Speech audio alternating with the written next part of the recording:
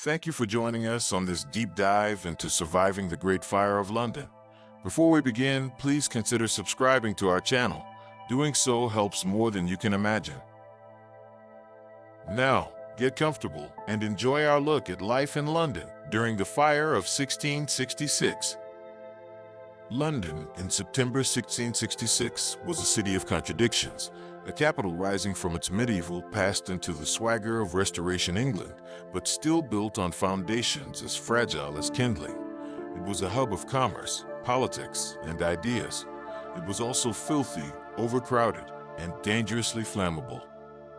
The city was still reeling from a recent catastrophe, the Great Plague of 1665. In just over a year, it had killed nearly a quarter of the population. Plague pits lay barely covered. Fear lingered like a bad smell. Many wealthier residents, merchants, nobles, even King Charles II himself had spent the worst of it outside the city. Now, in 1666, London was alive again. The streets were full. Business was booming. But the scars of plague had left their mark on public health, on housing, and on the collective psyche. London's heart was still medieval in design. Within the old city walls, built by the Romans and repaired over centuries, lay a warren of streets so narrow that neighbors could shake hands from opposite windows. Houses leaned forward over the road, each story jutting further than the last until, in some places, the upper floors almost touched. Many buildings were timber-framed, filled in with wattle and daub, and painted with tar for weatherproofing, which also happened to make them highly combustible. Roofs were thatched or tiled with wooden shingles. Chimneys were poorly maintained, fireplaces often smoky and prone to spitting sparks. Even the city's improvements added to the danger. Warehouses along the Thames brimmed with tar, oil, spirits, hemp, tallow, and coal. These goods drove the economy, and in the wrong moment they would feed a fire like a feast. The Thames was London's main artery. Barges carried coal from Newcastle, timber from the Baltic, and grain from the English countryside. The wharves bustled with sailors shouting orders in a dozen languages. Ferrymen rowed passengers across for a penny. Watermen hawked their services to merchants and noblewomen alike. But the riverfront was no firebreak. In fact, it was one of the most dangerous places in the city. Many warehouses were built right to the edge, crammed with goods that could explode, melt, or burn. Ships in the docks stored gunpowder for voyages, and more than one captain had been fined for dangerous cargo. The Thames would prove as much a danger as a salvation in the days to come. London in 1666 was home to around 350,000 people, making it the largest city in England and one of the largest in Europe. But its size didn't mean its streets were wide or its living conditions comfortable. Families lived crammed into narrow houses, sometimes 3 or 4 to a room. Inns and lodging houses packed in travelers from across the kingdom. Servants slept on floors. Apprentices bedded down in workshops. It was also a city of striking diversity. Merchants from the Low Countries, French Huguenots fleeing religious persecution, Italian traders, Jewish financiers, and sailors from the Mediterranean mingled in the markets. Immigrants brought languages, skills, and goods, but they also became easy scapegoats whenever disaster struck, as the coming days would show. Walk the streets of 17th century London, and you'd be assaulted by noise and smell in equal measure. Hawkers cried their wares: oysters, hot pies, ribbons, and pins. Blacksmiths rang their hammers on anvils. Carters shouted warnings as they steered through the press of pedestrians. Beggars called out for alms, and ballad sellers sang the news of the day in crude rhyme. The smell was unforgettable. Chamber pots emptied into open gutters, mingling with horse manure and rotting vegetable peel. Tanneries worked hides in vats of urine. Fishmongers left entrails in the sun. The Thames itself was as much sewer as waterway. The plague might have ebbed, but filth and disease still lived here. The summer of 1666 had been unusually hot and dry. The Thames was low, and wells were running short. Wooden buildings, especially those tarred against the weather, were baked hard by months without rain. Fires were not unusual. In fact, small outbreaks happened almost weekly. Most were put out quickly with bucket chains, fire hooks, or by demolishing nearby buildings to create fire breaks. But those methods only worked if everyone acted quickly and if the wind was on their side. That summer, the wind was rarely gentle. The city had a watch, not a police force. The watchmen were part-time, poorly paid, and often elderly. Their duties were more about deterring petty crime than dealing with catastrophe. Firefighting was the responsibility of parish constables and citizens themselves. Every parish kept equipment, leather buckets, long poles with hooks, hand-pumped squirts, but there was no centralized force. If a fire broke out at night, a church bell would sound the alarm, and people would rush to help. Or, if they were too far away, they'd ignore it and hope it stayed someone else's problem. Only a year earlier, London had been a city of fear. The Great Plague of 1665 killed somewhere between 70,000 and 100,000 people. Entire households had been shut up under quarantine. Grass had grown in some streets. The ringing of death carts had been the soundtrack of the summer. By 1666, plague deaths had dwindled, but its memory lingered. Many who had fled for the countryside had returned to find neighbors gone and apprentices dead. The burial pits still lay beneath thin layers of earth. Rats still ran in the alleys. Some believed the city was cursed, ripe for the next punishment God might send. Charles II was on the throne, the merry monarch, restored after years of Puritan rule under Cromwell. London's mood had shifted from repression to excess. Coffeehouses buzzed with political debate. Theaters, reopened after the Puritans banned them, played bawdy comedies. Fashion was lavish again, silks, ribbons, and lace. But Restoration politics was volatile. Tension simmered between Protestants and Catholics, between old royalists and those who had sided with Parliament in the Civil War. Foreign wars added to the unease. England was at war with the Dutch Republic, and French alliances were shifting. In such an atmosphere, rumors could turn deadly. From the vantage of history, it's almost inevitable. A hot, dry summer. Overcrowded wooden housing. Warehouses stuffed with flammable goods. No organized firefighting force. A political climate ready to turn fear into fury. London in early September 1666 was prosperous, busy, and proud, but it was also one stray spark away from catastrophe. It starts with a spark, not a battle, not a plot, not a punishment from God. Just a single ember in a baker's oven, a draft of wind, and an unfortunate pile of firewood placed a little too close to the hearth. The bakery belonged to Thomas Farrinor, or Farrinor, as some records show, a royal baker who supplied the king's navy with ship's biscuits. By all accounts, he had closed the shop up properly that night. The ovens were banked, the coals low, the doors locked. He went to bed unaware that his name would soon be etched into history, not as a man, but as a footnote in catastrophe. It was past midnight, and London slept heavily. Sunday was a sacred day.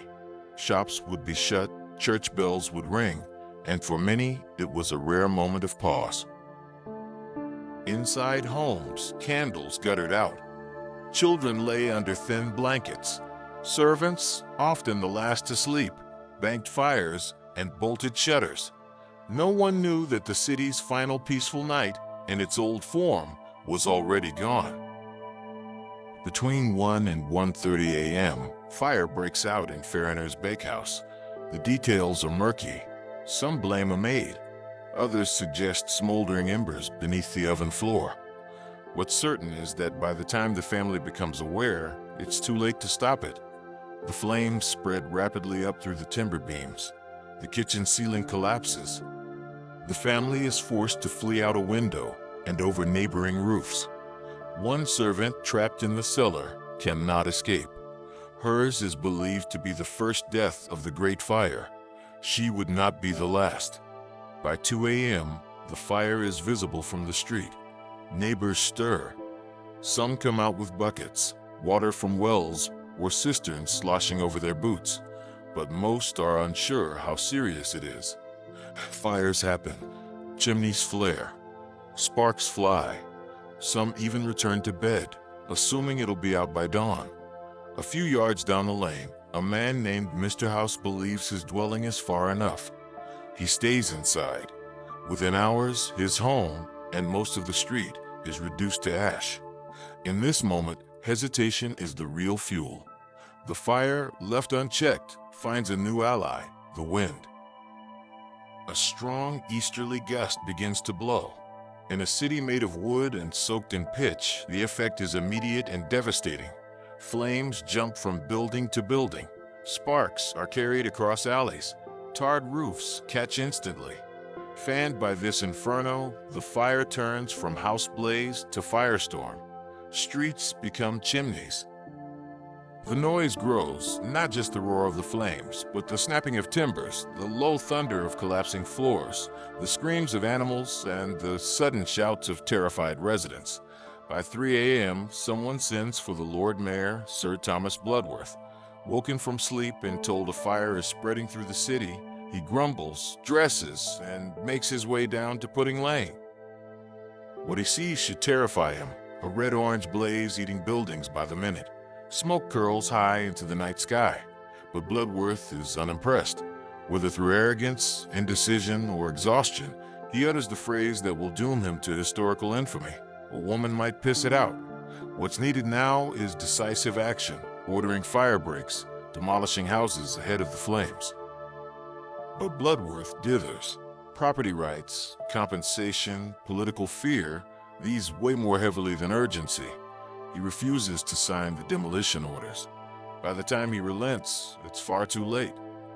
London's firefighting in 1666 was primitive at best.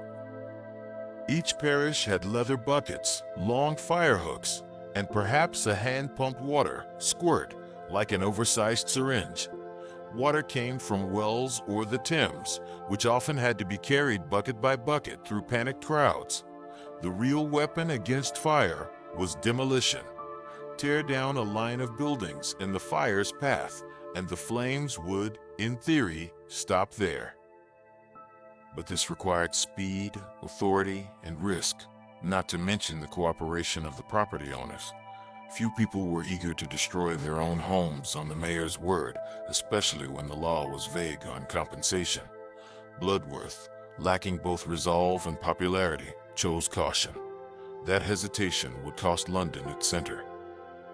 By 4 a.m., the blaze has surged downhill toward Thames Street, one of the city's most dangerous strips. Here, the warehouses are filled with combustibles, oil, brandy, resin, sugar, coal, and gunpowder. The flames are drawn in as if by magnet. Casks burst, barrels explode, and the fire becomes a furnace. Buildings don't burn, they detonate. The sky glows orange over the river. Boats pull back. Ferrymen flee. The water offers little refuge. Flames dance on its surface as burning debris rains from above. Diaries from the time offer glimpses into those frantic early hours. Samuel Pepys, naval administrator and compulsive journal keeper, wrote, "I made haste to dress myself and walk to the tower. I did see poor people carrying their goods, and the carts and coaches running as if in a market day, and all with faces of despair." Pepys would later take a boat down the Thames to see the fire's scale, and describe it as one of the most dreadful spectacles he had ever witnessed. In another account, John Evelyn, a wealthy writer and gardener, recalled, "The noise and cracking and thunder of the impetuous flames, the shrieking of women and children, the hurry of people, the fall of towers, houses, and churches was like a hideous storm. Even hardened Londoners, used to hardship, plague, war, and riot, were shaken by the sheer violence of it." By sunrise, many churches begin ringing their bells for morning worship, but the faithful are not heading to prayer. They're scrambling for survival. Several churches catch fire with congregations still inside. Priests try to save holy items. Parishioners drag silver chalices into the street. Some churches become storehouses for valuables. Others collapse entirely. God is not saving anyone this morning. By late morning, the fire has moved beyond its origin. The blaze devours Fish Street Hill, Eastcheap, and approaches the Royal Exchange. Businesses close. Inns throw open their doors. Refugees flee west toward Fleet Street and north toward Moorfields. The heat becomes unbearable. Even the air seems to burn. Horses panic. Dogs howl. The bells of churches toll once, then fall silent as the towers give way. Within 12 hours, the blaze has carved a 3/4-mile scar through the city.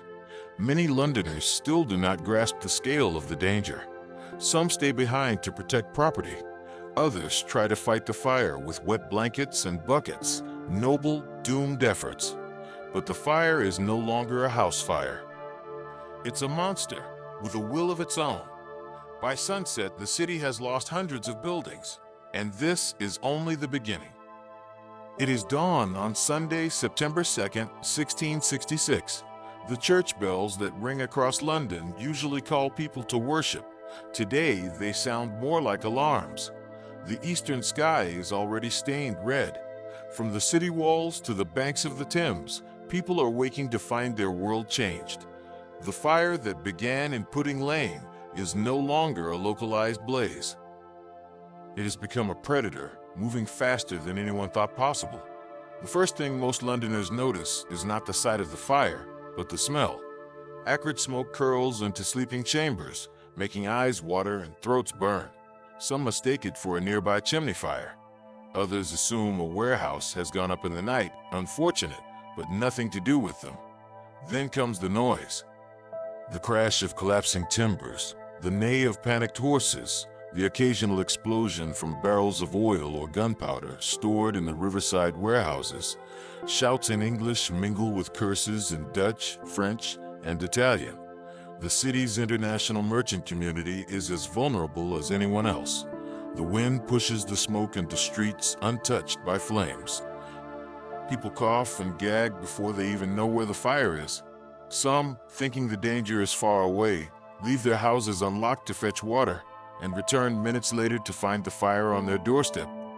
Those closest to the blaze begin to flee first. Families spill into the lanes, still in nightclothes, clutching whatever they can carry. Some bundle their belongings in blankets, some push carts, some carry everything on their backs.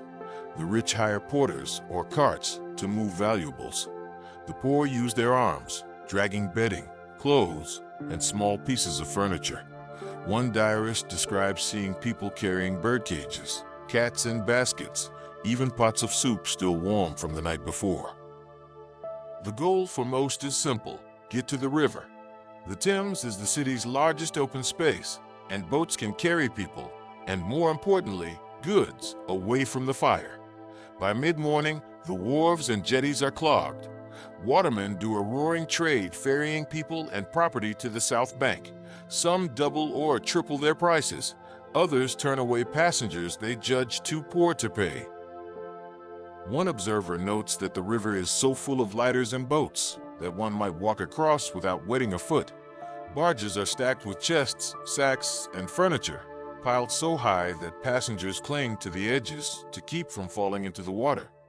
Those who cannot afford a boat turn west, hoping to outrun the fire on foot. The narrow lanes make this difficult. The same winding streets that once gave shade and shelter now become bottlenecks. People crush together in panicked herds, shoving, swearing, praying. In the chaos, thieves move easily. Pickpockets cut purses. Looters break into abandoned homes and shops. Goods carried in handcarts are snatched as their owners look away. Samuel Pepys notes in his diary, people removed goods from houses and the streets, and thieves took what they would, none to stop them. Authorities are overwhelmed. The parish constables, unpaid part-timers, cannot control a crowd this size. The Lord Mayor is nowhere to be seen. Order is giving way to lawlessness. If the fire moves fast, rumor moves faster. Someone says the French started it. Another swears it was the Dutch, England's enemies in the ongoing war. Others blame Catholics, Jesuits, even the king himself. Foreign merchants and travelers become immediate targets. In some streets, crowds shout abuse at anyone speaking with an accent. A few are attacked outright. John Evelyn, another diarist, would later write, "The common people were inflamed with rage against strangers, and I saw many taken up, some almost pulled to pieces."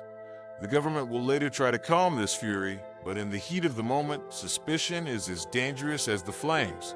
For many, the choice is unbearable. Stay and defend your home, or flee with what you can carry. Some try to move everything. One merchant's family is seen rolling barrels of wine down the street, trailed by servants dragging trunks. A bookseller piles volumes onto a handcart, the paper edges already singed. Others take almost nothing, reasoning that lives are worth more than goods. But even those who run empty-handed often find themselves slowed by the press of the crowd. The fire does not wait. Here and there, bucket chains form, neighbors passing water hand to hand to douse a roof or wet a wall. Parish fire hooks are used to pull down buildings, but without strong leadership, these efforts are scattered and small-scale. Some men climb onto rooftops to beat back sparks with wet cloths. Others soak walls in vinegar, believing it will resist the flames. None of it matters. The wind carries burning debris into streets thought safe minutes earlier. Many Londoners believe their parish churches will be safe. The walls are thick stone, the roof's high, and God surely would not allow his house to burn. They are wrong. People carry their goods into churches, piling them in the aisles and beneath pews. Some even stack barrels and crates in the crypts. But the churches are surrounded by timber houses, and once those go up, the heat is enough to ignite the roofs. By the end of the day, several churches will be nothing but smoking shells, their interiors reduced to ash, and with them the possessions people thought they had saved. Pepys writes, "I saw poor creatures carrying goods on their backs and in carts, running and crying, and others standing by their goods, and, for fear of losing them, letting them be burnt rather than leave them."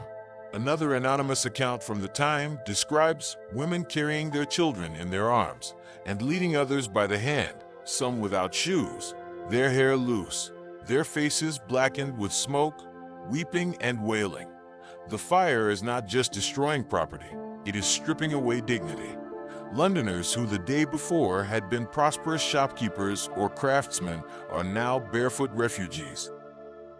By early afternoon, the crush along the Thames becomes dangerous. Carts overturn. People fall into the river. The smell of burning pitch and timber mixes with the stench of the water. Some warehouses on the riverfront ignite, sending flaming debris out over the crowd. Barges pull away from the wharves, leaving people stranded. Panic rises. Families are separated in the chaos. As the day wears on, the scale of the evacuation grows. From Pudding Lane to Cheapside, from the Tower to Ludgate, people are on the move. The wind shifts slightly, sending embers into new districts. Residents who thought they were safe in the morning now find themselves under threat. The fire seems to be chasing the population westward. Food stalls spring up in the streets outside the walls. Opportunists sell bread, cheese, and ale to refugees at inflated prices. Those who have fled with coin can buy sustenance. Those without must go hungry. By nightfall, the fire has been burning for nearly 20 hours. The glow over the city can be seen for miles. Refugees camping in open fields to the north watch the horizon in silence. Some pray, some curse, some simply stare. Inside the city, the streets near the fire are deserted except for looters and the desperate few trying to save what's left. The heat is so intense that metal buckles on shoes grow too hot to touch. The air shimmers with heat waves. The panic is no longer confined to the city of London. Districts beyond the walls begin to prepare for evacuation, fearing the fire will leap the barriers. The day ends as it began, with the fire gaining ground. Those who fled at dawn are bedding down under the open sky. Those still inside the walls face another night of choking smoke and advancing flame. By now, it's clear this is not a fire that will be put out by morning. The Great Fire of London has only just begun its destruction. London had always lived with fire. A candle knocked over, a chimney unswept, a cooking pot left unattended. These were everyday hazards in a wooden city. Fires were common, and for centuries, Londoners had fought them with the same tools: leather buckets, long hooks, and sheer determination. But this was not an ordinary fire, and the old ways were useless. Every parish kept its own firefighting equipment: leather buckets, stitched and tarred for waterproofing; fire hooks, 10 to 12 feet long, designed to pull down thatch or timber before it caught; hand-pumped squirts, essentially large syringes, capable of shooting a thin stream of water, perhaps 20 feet. The water itself came from wells, public conduits, or the Thames. But each bucket's journey from source to flame was slow, clumsy, and exhausting. In theory, a coordinated effort could check even a large blaze. In practice, the Great Fire's speed and scale rendered the system laughable. The most effective weapon in London's arsenal wasn't water at all. It was demolition. Tear down houses ahead of the fire and leave a gap of empty ground. Without fuel, the fire should, in theory, stop. But demolishing buildings was no simple matter. You needed permission from the authorities. You risked the anger and possible lawsuits of property owners. And you had to work quickly, with hammers, hooks, or even explosives, often while the next building was already starting to smolder. On Sunday morning, Sir Thomas Bloodworth, the Lord Mayor, had refused to order large-scale demolitions. He feared legal repercussions. By Monday, his hesitation had doomed the eastern districts, and now the fire was racing unchecked toward the heart of the city. As Monday morning dawned, Bloodworth's role in events was fading fast. Overwhelmed by the scale of the disaster, he reportedly left the city altogether for a time. Samuel Pepys, in his diary, noted with disgust, "The mayor hath done nothing, and now his soul is full of fear, so that he is at his wit's end." Without a strong central authority, the responsibility for fighting the fire fell to parish officers, aldermen, and the king's men. King Charles II, staying at Whitehall Palace, heard the news early on Sunday, but received conflicting reports. By Monday morning, however, the scale was undeniable. He rode into the city with his brother, the Duke of York, to see for himself. Charles's arrival changed the mood. Here was a monarch willing to get his hands dirty, at least symbolically. He encouraged the use of fire breaks, authorized demolitions, and ordered soldiers to assist. The Duke of York, in particular, gained praise for his calm and direct leadership, personally overseeing bucket chains and urging citizens to destroy their own homes if it meant saving the rest of the city. Even with royal orders, demolition efforts faced resistance. Property owners clung to the hope that the fire would turn or die down. Many argued or even fought with the men sent to tear down their houses. In one recorded case, soldiers attempting to pull down a merchant's home were driven off by the merchant's own servants. Hours later, the building caught fire and, in burning, spread the blaze to an entire block. The cruel irony was that those who resisted demolition often lost far more than they would have if they'd agreed. As Monday wore on, the wind, still from the east, drove the fire relentlessly westward. Embers landed on roofs far ahead of the main blaze, igniting new fires in what should have been safe zones. Even those actively fighting the fire were caught out. Bucket chains became futile when, mid-effort, someone would shout, "Fire behind!" and the entire crew would drop their work to flee. By late Monday, attention turned anxiously toward St. Paul's Cathedral. The great medieval structure, with its thick stone walls, had survived countless fires before. Many believed it would act as a barrier, shielding the western city. Booksellers used it as a warehouse for paper and printed works. Merchants stored goods inside, confident the flames could not breach such a sanctuary. But what no one counted on was the danger posed by the wooden scaffolding erected for recent repairs. It was dry as tinder. Once the fire reached Ludgate Hill, the fate of the cathedral was sealed, though its destruction would not come until Tuesday. The absence of any citywide command meant that firefighting was patchwork.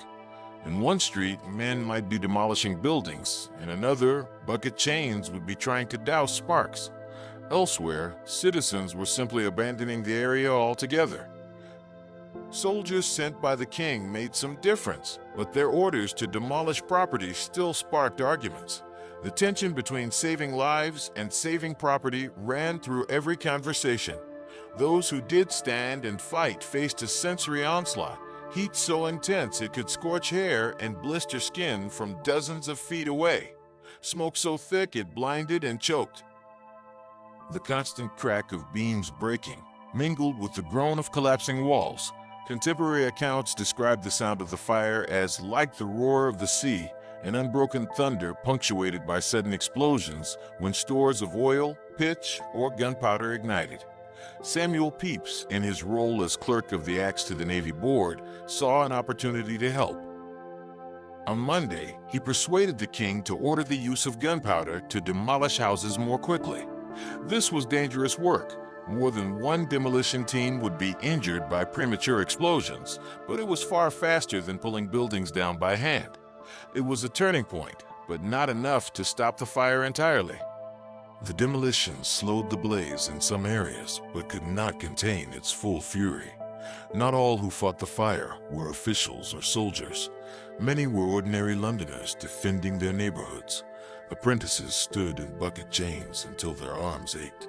Women carried water, soaked blankets, and even helped pull down walls. In some cases, entire parishes worked together to save a single row of houses, and sometimes they succeeded. In others, their work was erased in moments when the wind carried flames across the gap. By nightfall on Monday, many fighters had been at it for over 30 hours. Exhaustion set in. Some collapsed where they stood, others simply walked away, unable to go on. The fire's advance seemed unstoppable. The thought began to take hold. Perhaps it was not a question of fighting the fire anymore, but of surviving it. London had burned before, in 1135, 1212, 1633, but those fires had been contained within a few districts. What made 1666 different was the perfect storm of conditions: weather, a strong, steady wind, and a bone-dry summer. Fuel, overcrowded wooden buildings, warehouses stuffed with flammable goods, leadership failure, delays in authorizing demolitions. Technology limits, no centralized firefighting force, no high-pressure pumps, and no understanding of large-scale fire behavior. Against these odds, even the bravest and most determined efforts were fighting the unfightable. By Monday night, September 3rd, 1666, London was in agony. The Great Fire had raged for over 36 hours, consuming the eastern districts, surging west, and showing no sign of slowing. The city's primitive firefighting tactics had failed. Leadership had faltered. The wind still roared from the east, driving the blaze into the wealthiest and most densely built parts of the city. The next 2 days, Tuesday and Wednesday, would see the fire reach its zenith. In those 48 hours, London would lose landmarks, entire industries, and centuries of history in an unstoppable torrent of flame. If any building was thought to be invulnerable, it was St. Paul's Cathedral. The medieval Gothic structure, begun in 1087 and dominating the skyline for centuries, had survived countless smaller fires. Its thick stone walls seemed an unbreachable fortress, but the cathedral had been under repair since the 1630s. Wooden scaffolding clung to its flanks like kindling. Inside, the church served as a storage space for booksellers and printers, an enormous library of dry paper and parchment. On Tuesday afternoon, sparks carried by the wind found the scaffolding. Within minutes, flames licked up the timbers, curling around the stone buttresses. Witnesses described an eerie sight, the lead roof melting, flowing down the streets like a river, setting fire to anything it touched. The bells crashed to the floor with a sound like cannon fire. Samuel Pepys, watching from a distance, recorded the stones of St. Paul's flew like grenados, the lead melted and ran down in streams. By nightfall, St. Paul's was a hollowed ruin. Its destruction sent a psychological shockwave through the city. If even God's house could not stand, nothing could. Throughout Tuesday, the fire reached a new level of intensity. The wind drove walls of flame down Luggate Hill, Cheapside, and towards Fleet Street. Entire rows of houses exploded into fire in seconds. The noise was unlike anything London had heard before. Eyewitnesses compared it to a battlefield, the roar of the fire itself, a constant ocean like thunder, the booming of collapsing structures, the sharp cracks of breaking beams, the occasional detonation from gunpowder stores or cellars filled with spirits. John Evelyn wrote of the horrible sight, the infinite loss, and the confusion. The heat was unbearable, even hundreds of feet from the flames. Those who tried to fight the fire on Tuesday described feeling their skin blister through their clothes. Windows shattered simply from the temperature. The lead from roofs and spires flowed in molten streams, sticking to shoes and burning through leather. Pitched roofs erupted with popping sounds as the tar boiled. Sparks caught in hair and set wigs aflame. The fire created its own wind, sucking air into its core and blasting embers outward in whirlwinds. People trying to cross streets near the blaze found themselves physically pushed back by the force of the heat. By the end of Tuesday, the city was effectively split. The fire had carved a jagged crescent from the Tower of London in the east to the Temple in the west. South of the line lay charred ruins. North of it, the fire was still advancing. Refugees streamed into open spaces, Moorfields, Islington, the fields north of St. Sepulchre's. Families camped under the stars, guarding their salvaged goods in piles around them. Some wept, some prayed, others simply stared, silent, into the glowing horizon. On Wednesday morning, September 5th, the wind shifted slightly to the north. This sent the fire towards areas previously thought safe, including the Inns of Court, the Temple, and even Whitehall Palace. Panic reached the royal court. The king, determined not to let the fire consume the seat of government, sent soldiers with orders to pull down houses on a massive scale. Gunpowder was used freely. For the first time, large, continuous fire breaks began to take shape. The Duke of York directed demolition in person, earning praise from even his political enemies. The work was dangerous. Premature blasts injured men, and falling walls claimed more. But slowly, a gap began to appear. In the chaos, crime flourished. Some thieves posed as porters, offering to help carry goods, only to vanish into the crowd with them. Others looted the ruins, digging through smoldering debris for valuables. There were also darker acts. Rumors of arson by foreigners, especially the French and Dutch, continued to circulate. Several innocent men were attacked by mobs. One Frenchman narrowly escaped lynching after being caught with what was actually a pipe of brandy, mistaken for gunpowder. The authorities were too busy to police such violence. Fear and suspicion ruled the streets. By Wednesday evening, the demolition lines to the west and north were beginning to hold. The wind, which had been the fire's greatest ally, finally dropped. Without the driving gusts, the flames began to lose their speed and height. For the first time in nearly 4 days, there was hope that the fire might be stopped. But stopped did not mean ended.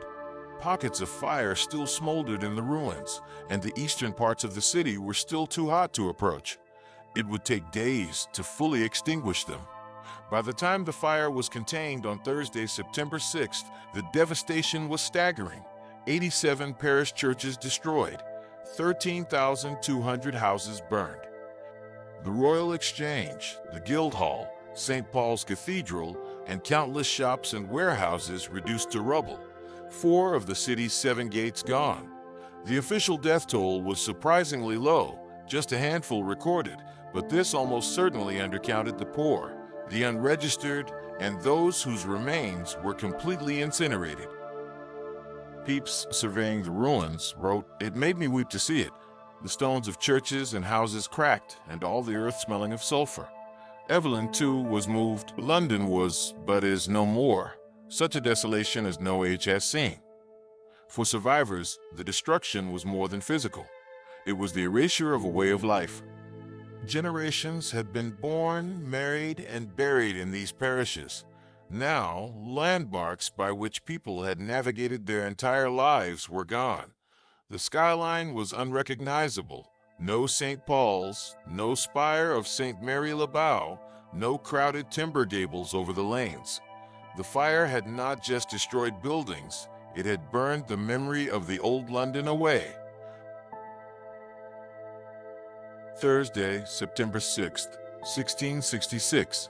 The Great Fire is not yet fully extinguished. Small flames still lick at the remains of timber frames, and smoke rises in thin columns from cellars, but the firestorm that devoured the city for 4 days is over. The wind has died, the last desperate demolitions have held.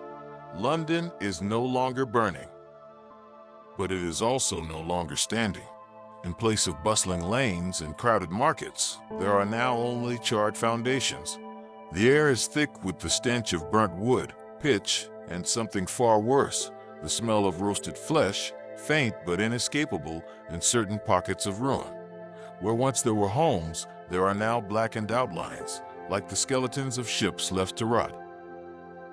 Churches that had stood for centuries are gutted, their stone walls pitted and cracked from the heat. One witness wrote, "I walked the city and could not recognize where I was, save for the few buildings still standing. Streets had vanished. As the smoke clears, the true human cost emerges. Between 70,000 and 80,000 people, roughly 4/5 of the city's population, are homeless." Fields north of the walls, from Moorfields to Islington, are crowded with makeshift camps. Families shelter under tents of canvas, sailcloth, or whatever bedding they rescued. Others sleep in carts, wagons, or simply in the open. Food is scarce. Wells near the city are fouled with ash. Livestock, spooked by the fire, has been lost or stolen. Bread prices climb sharply. Opportunists sell ale, cheese, and meat at extortionate rates. The fire has destroyed more than homes. The warehouses and granaries that fed London are gone. The bakers' shops, breweries, and markets are ash. Without swift action, the city faces starvation. The king responds quickly. Grain is brought in from surrounding counties and stored in guarded depots. Bakers in unaffected districts are ordered to supply bread at regulated prices. Still, there are shortages, and long queues form for every loaf. London's misery soon seeks a target. From the earliest hours of the fire, rumors had blamed foreigners, particularly the French and Dutch, for starting it. In the chaotic aftermath, mobs roam the camps and streets, attacking anyone who looks or sounds foreign. In one case, a Frenchman is beaten nearly to death for merely speaking his own language. The authorities make arrests, more to calm the public than from any real evidence. Dozens of innocent men are imprisoned. Some will languish for months before release. The King's Council quickly orders an inquiry. Witnesses are called, statements taken. The official conclusion: the fire was an accident, beginning in Thomas Farriner's bakery in Pudding Lane. But this does little to silence the public's thirst for vengeance. A mentally ill French watchmaker named Robert Hubert falsely confesses to starting the fire, claiming he threw a fireball into the bakery. His story is impossible. He hadn't even arrived in London until after the blaze began. Nevertheless, in October 1666, he is hanged at Tyburn. Many know he is innocent, but his execution serves as a grim release valve for the city's anger. Amid the destruction, one great fortress still stands, the Tower of London. Its thick stone walls had been defended by the garrison, who cleared nearby buildings to create a firebreak. The armories, munitions, and the crown jewels remain safe. The survival of the tower is not just symbolic, it prevents a secondary catastrophe. Had the fire reached the powder stores, the resulting explosion could have leveled much of what remained of the city. For individuals, the fire is a catalog of ruin. Merchants have lost entire inventories. Tradesmen have lost workshops and tools. Even the wealthy are not spared. Fine houses in the wealthiest wards are gone, their silverware and art reduced to molten lumps. Samuel Pepys buries his wine and Parmesan cheese in his garden at Seething Lane before fleeing. When he digs them up days later, they are intact. Others are less fortunate. A bookseller, seeing his shop in flames, had thrown hundreds of precious volumes into the street, only for them to be stolen or trampled. The Royal Exchange, hub of commerce and meeting place for merchants, is a smoking ruin. The Guildhall is gutted, its stone scorched and cracked. Hundreds of businesses are bankrupt overnight. Insurance as we know it does not yet exist. Debts cannot be collected when the debtors' homes and records are ash. Contracts, bonds, and deeds have been destroyed, plunging trade into confusion. The Lord Mayor, Sir Thomas Bloodworth, becomes a national embarrassment. His hesitation in ordering demolitions is widely blamed for allowing the fire to spread. Though he keeps his title until the end of his term, his reputation is destroyed. His name will forever be tied to the disaster. The king, in contrast, emerges with some credit. His personal involvement in firefighting and relief efforts wins him praise, though suspicion lingers among some who believe, or wish to believe, in darker royal motives. Before rebuilding can begin, the ruins must be cleared. This is filthy, dangerous work. Smoldering embers lurk under piles of debris. Unstable walls collapse without warning. Workers dig out iron hinges twisted by heat, scrape up rivers of solidified lead, and cart away tons of charred timber. Bones are sometimes found, though rarely intact enough to identify. Most of the dead were consumed entirely, leaving only ash. Even as the ruins cool, visions for a new London take shape. The architect Christopher Wren proposes a grand redesign, broad boulevards, piazzas, and a rational street grid to replace the medieval maze. Others submit similar plans, all elegant, all expensive, all requiring the seizure and redistribution of land. This proves impossible. The pressure to rebuild quickly, combined with disputes over property rights, means most of the city will be rebuilt on its old footprint. However, some changes are enforced. New building regulations require brick or stone construction. Streets are widened. Fire breaks are incorporated into urban design. For ordinary Londoners, the future is uncertain.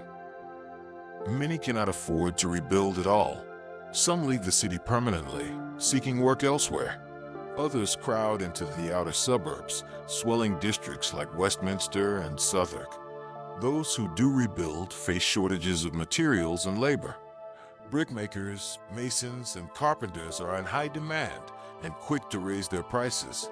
Months after the fire, the trauma remains raw. The smell of smoke still lingers in the air. The sound of a distant blaze is enough to send people into the streets in fear. The fire has burned away more than buildings. It has burned away a sense of security. Londoners now know that their city, vast and wealthy though it is, can be undone in days. By the time rebuilding begins in earnest in 1667, London is a different place. The medieval skyline is gone. The crowded wooden tenements have been replaced slowly by brick and stone. Christopher Wren's most famous creation, the new St. Paul's Cathedral, will rise on the ruins of the old, a symbol of resilience and renewal. But for those who lived through it, the Great Fire is not just history. It is a wound and a warning. In September 1666, London stood on the edge of ruin. 4 days of fire had erased centuries of history, destroyed the homes of tens of thousands, and reduced its commercial heart to rubble. Yet from the ashes rose not only a rebuilt city, but a different one, and with it, a legacy that would shape Britain's capital for centuries. The Great Fire of London was not just a catastrophe, it was a turning point. In the days after the fire, Londoners faced a brutal choice: rebuild here or start anew elsewhere. Many fled permanently, but the majority stayed. For all its dangers, the city was still the empire's commercial center. the hub of trade, finance, and governance. The determination to rebuild was itself a kind of defiance. Within a week, temporary markets and shops appeared on the edges of the ruins. Timber sheds were thrown up to house displaced trades. Worshippers met in the open air where churches had once stood. There was no waiting for perfection. London would rebuild, even if it meant doing so on the bones of the old city. The fire exposed the flaws of medieval London: narrow lanes, overhanging timber houses, flammable roofs, and a near-total lack of city-wide firefighting infrastructure. Reform came swiftly. The Rebuilding Act of 1667 banned timber-framed houses in favor of brick and stone. Streets were widened, some were straightened entirely. Building heights were regulated to prevent shadowing and improve airflow. Party walls between buildings were thickened to act as fire breaks. These changes were not cosmetic. They were a direct response to the nightmare of 1666, designed to ensure that such a fire could never spread unchecked again. One of the most profound economic legacies of the fire was the birth of modern fire insurance. Before 1666, property owners bore the full risk of fire damage themselves. The Great Fire revealed how devastating that risk could be. In the years that followed, companies such as the Insurance Office for Houses and the Hand-in-Hand Fire and Life Insurance Society emerged, offering policies that pooled risk across many property owners. These insurers didn't just pay out after fires. They also established private fire brigades to protect the buildings they covered. The sight of a company's fire mark, a metal plaque fixed to the wall, told the brigade whose property to save first. The concept would spread worldwide, reshaping urban safety. The destruction of St. Paul's Cathedral had been a national shock. Its replacement would become one of the most ambitious architectural projects in English history. Sir Christopher Wren's design, with its iconic dome inspired by St. Peter's in Rome, was as much a statement as a structure. London would not just recover, it would rise grander than before. The building of the new St. Paul's took decades, finally completed in 1710, but from the moment its foundations were laid, it stood as a visible promise that the city's spirit had not been extinguished. In 1677, work began on the monument to the Great Fire of London, a 202-foot Doric column near the site of the bakery in Pudding Lane. Designed by Wren and Robert Hooke, the monument served as both a memorial and a vantage point. From its viewing platform, Londoners could look over the rebuilt city and perhaps reflect on what had been lost. Originally, its Latin inscription blamed the fire on the treachery and malice of the Popish faction, a political swipe at Catholics during a time of intense anti-Catholic sentiment. This line was only removed in 1830. In the centuries after the fire, the truth became tangled with myth. The miraculous low death toll. Official records claimed only a handful died, yet many historians suspect hundreds, possibly thousands, perished, especially the poor whose deaths were not formally noted. The scapegoat story, Robert Hubert's false confession, lived on for decades as if it were fact, despite obvious impossibility. The Great Cleansing myth. Some claimed the fire purified London by eradicating the last remnants of the plague. While the fire did destroy many rat-infested areas, plague outbreaks had already sharply declined before 1666. These myths often tell us more about the politics and prejudices of later generations than they do about the fire itself. For the Stuart monarchy, the Great Fire was a double-edged sword. On one hand, the king's visible involvement in relief efforts won him admiration. On the other, the disaster came during a fragile political moment. The Second Anglo-Dutch War was ongoing, and anti-Catholic sentiment was high. The idea that the fire had been deliberate sabotage by England's enemies became a useful distraction from the failures of civic leadership. In the short term, it deflected blame. In the long term, it embedded suspicion and xenophobia in London's collective memory. In the short term, the fire was an economic disaster. Trade was disrupted, stock destroyed, and thousands unemployed. But in the decades that followed, the rebuilding triggered a boom. Massive demand for brick, stone, glass, and skilled labor. Growth of banking and financial services to fund reconstruction. Rising property values in newly rebuilt districts. By the early 18th century, the city of London was more prosperous than before the fire, a testament to its adaptability. The Great Fire burned itself into England's cultural identity. It appeared in plays, poems, and sermons as a warning of God's wrath or the dangers of human negligence. Later, in the Victorian era, it was romanticized in paintings, fiery panoramas showing tiny figures against walls of flame, the city as both victim and survivor. Even today, children in Britain learn about the fire in school as a defining moment in London's story. Its images, the bakery in Pudding Lane, the molten lead from St. Paul's, the crowded refugee camps remain vivid more than 3 centuries later. Perhaps the most enduring legacy of the Great Fire lies in its lessons for city planning, the importance of building codes, the need for organized, centralized firefighting forces, the dangers of political hesitation in moments of crisis. These lessons resonate in cities worldwide, where the balance between rapid growth and safety is still a live issue. The diaries of Samuel Pepys and John Evelyn, along with letters and pamphlets from ordinary citizens, ensure the fire's human story is never lost. Through them, we hear the exhaustion, the grief, the fear, but also the determination to rebuild. We see the fire not just as a historic event, but as thousands of individual experiences. The apprentice saving his master's tools, the widow dragging her bedding through the streets, the merchant counting the cost of a lifetime's work reduced to ash. Today, the monument still stands. The rebuilt St. Paul's still dominates the skyline, and the street names, Pudding Lane, Monument Street, Fire Court, still whisper the memory of 1666.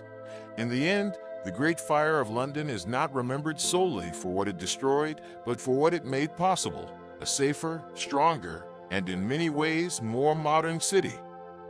Its true legacy is not the flames, but the resilience they revealed.